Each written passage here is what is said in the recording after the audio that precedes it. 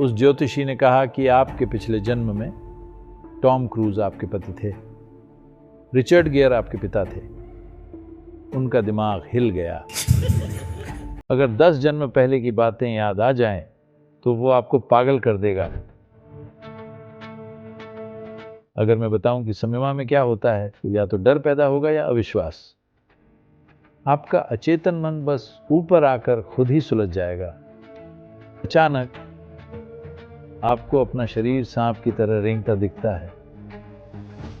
अगर आप वाकई अतीत का कुछ देखना चाहते हैं, तो खुद को जागरूकता के बहुत ऊंचे स्तरों तक उठाना होगा।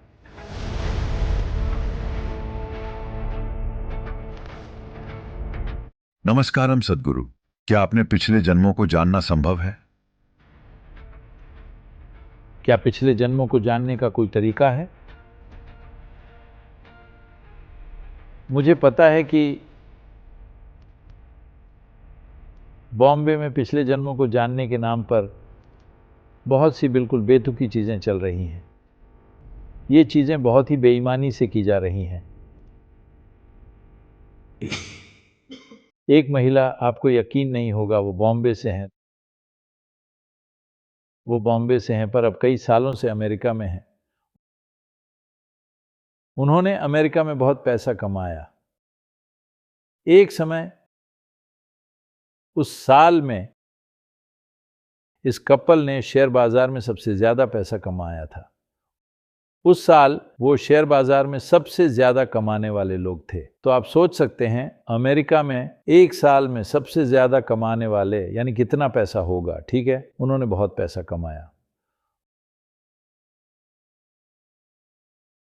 और वो इस चक्कर में पड़ गई कि अब वो हॉलीवुड के पीछे पागल थी। उनके बेवर्ली हिल्स में कुछ घर थे और यहाँ वहाँ सब कुछ बस उस माहौल में रहने के लिए। फिर वो एक ज्योतिषी के चक्कर में पड़ गई जो फोन पर सलाह के $90 प्रति घंटा लेता है, आमने सामने और ज्यादा। तो ये ज्योतिषी उसे बता रहा है जिस पर वो बिल्कुल पक्का यकीन करती है। तो उस ज्योतिषी ने कहा कि आपके पिछले जन्म में टॉम क्रूज आपके पति थे, रिचर्ड गियर आपके पिता थे। तो आप बस आसपास रहिए, आज नहीं तो कल वो आपको देखेंगे। अब पति पागल हो रहा है क्योंकि वो किसी तरह टॉम क्रूज की नजरों में आने की कोशिश कर रही हैं, पार्टियां दे रही हैं, आसपास घर खरीद रही हैं और पति पागल हो रहा है। फिर ये मुझे पता चला,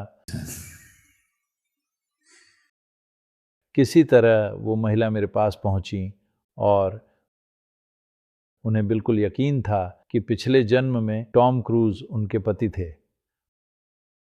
मुझे पता था कि वो अड़ चुकी हैं, पर मैं भी टॉम क्रूज का पिछला जन्म जानता हूं। उस जन्म में वो सबसे बदसूरत इंसानों में से एक था। आपको पता है? हाँ। उन्होंने कभी नहीं सोचा था कि उसका शरीर अलग हो सकता है। उन्हें लगा वो ऐसा ही होगा। मैंने कहा, मैं उसे पिछले जन्म में अच्छे से जानता था। वो ऐसा बदसूरत था कि सहा न जाए। आपको याद है? उनका दिमाग हिल गया।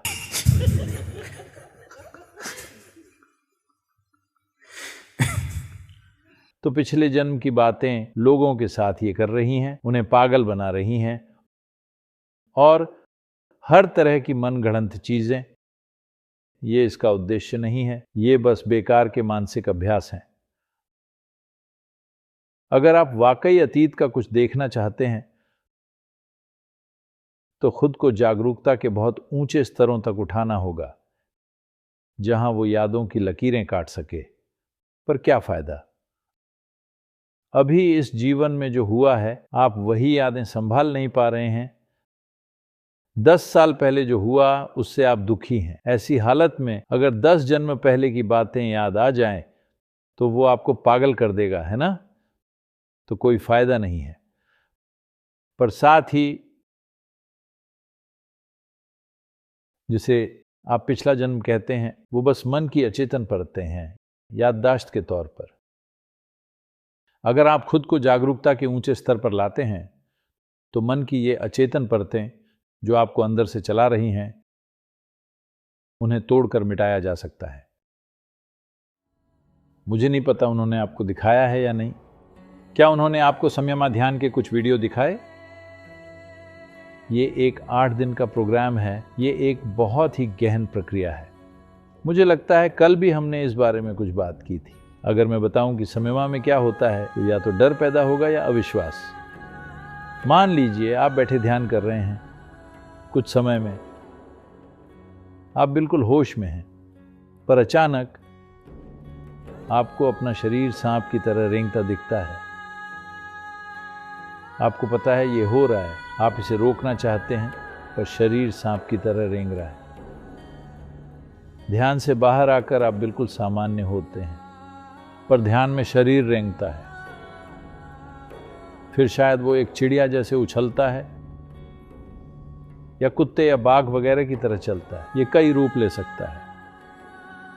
इसकी वजह यह है कि मन की अचेतन परतों में ऐसे कई आयाम हैं जो आपकी पहुंच में नहीं हैं, पर आपके हर काम पर उनका असर है।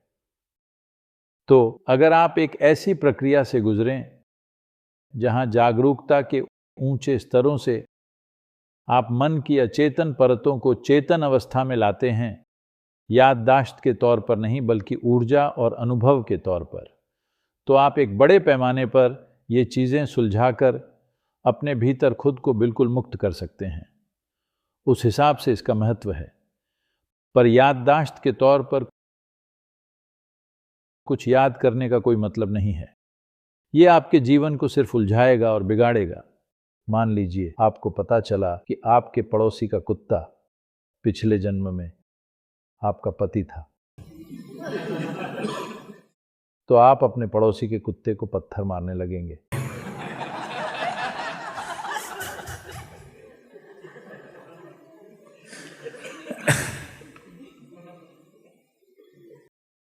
पता नहीं आप उसे जाकर चूमेंगे या पत्थर मारेंगे। दोनों ही बातें खतरनाक है ना?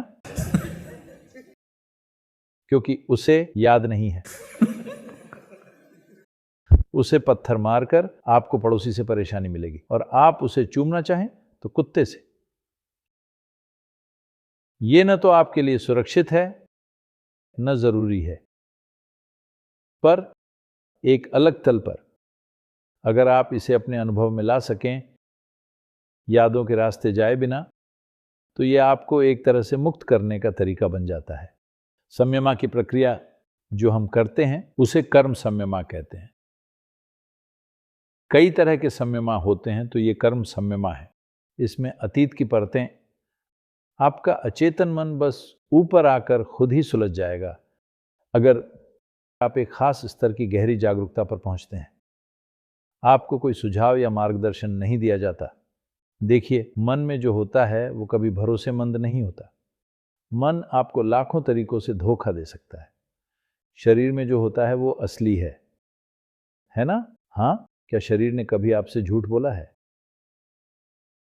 आपके मन ने आपसे लाखों बार झूठ बोला है ना? शरीर ने कभी झूठ नहीं बोला। तभी हम हमेशा चाहते हैं कि ये चीजें शरीर और ऊर्जा के स्तर पर हों, न कि मन के स्तर पर, क्योंकि मन असीमित भ्रम पैदा कर सकता है। ये कुछ भी बनाकर यकीन दिला सकता है कि वो असली है।